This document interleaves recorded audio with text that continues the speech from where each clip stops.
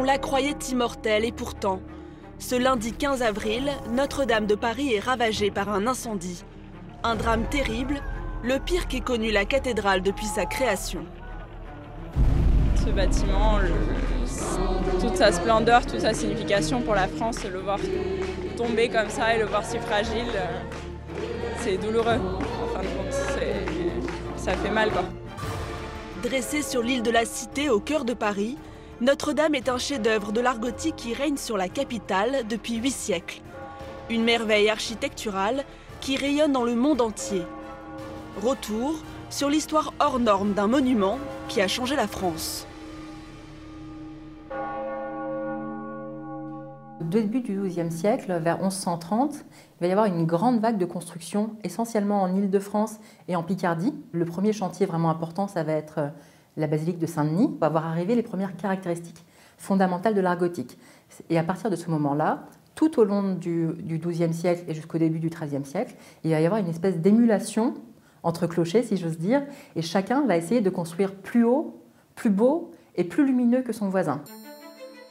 C'est l'évêque de Paris, Maurice de Sully, qui lance en 1163 la construction de Notre-Dame. Elle remplace une petite église au style roman, en mauvais état et un peu démodée. Cette volonté de construire différemment, c'est une question de mode, mais c'est aussi pour répondre à de nouvelles nécessités. Il y a beaucoup plus de gens qui viennent notamment pour les pèlerinages, mais c'est aussi des villes qui grossissent, et donc tous ces habitants se répartissent dans différentes paroisses. Et évidemment, la cathédrale, qui est l'église principale, parce que c'est celle de l'évêque, se doit d'être à la pointe de cette nouvelle mode architecturale. La grande tendance au XIIIe siècle, et pendant 400 ans, c'est l'art gothique. Les cathédrales doivent être plus spacieuses, plus lumineuses et plus hautes. Pas facile au Moyen-Âge. Il va falloir trouver quelques solutions. L'architecture gothique naît vraiment grâce à deux inventions révolutionnaires pour l'époque. La croisée d'ogive, qui permet de voûter de manière beaucoup plus haute que l'arc en plein cintre qu'on avait dans l'architecture romane, et aussi pour tenir de l'extérieur toute cette ossature, pour ne pas que les murs s'écroulent vers l'extérieur et qu'ils soient retenus par les poussées latérales, on va monter des arcs-boutants. Donc c'est tout ce squelette qu'on voit de l'extérieur et qu'on voit très bien aussi à Notre-Dame de Paris, avec ce système d'arcs-boutants qui tient les murs de l'extérieur et qui sont surmontés de pinacles. Des bâtiments plus hauts qui laissent pénétrer la lumière. Les façades de Notre-Dame sont ainsi percées par d'immenses fenêtres et de gigantesques rosaces.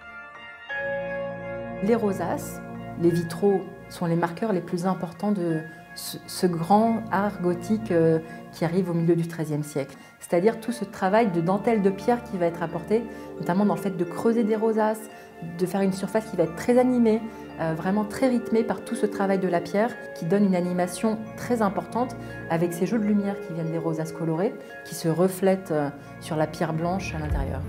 Le chantier de la cathédrale se termine 200 ans plus tard, en 1345. Mais Notre-Dame ne cesse d'évoluer au fil des siècles, s'adaptant à chaque époque.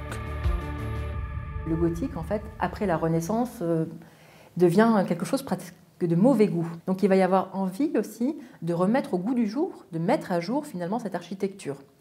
Et Louis XIV a été beaucoup conspué pour avoir détruit en partie Notre-Dame de Paris. Il répondait en cela à ce qu'on appelle le vœu de Louis XIII, donc le vœu de son père qui avait promis de modifier considérablement le cœur de Notre-Dame de Paris. En 1859, c'est au tour de l'architecte Viollet-le-Duc d'y ajouter sa graine. Il donne à la cathédrale la flèche néogothique que le monde entier a vu disparaître. Alors qu'il faut aujourd'hui tout reconstruire, quel sera le visage que donnera le XXIe siècle à Notre-Dame ?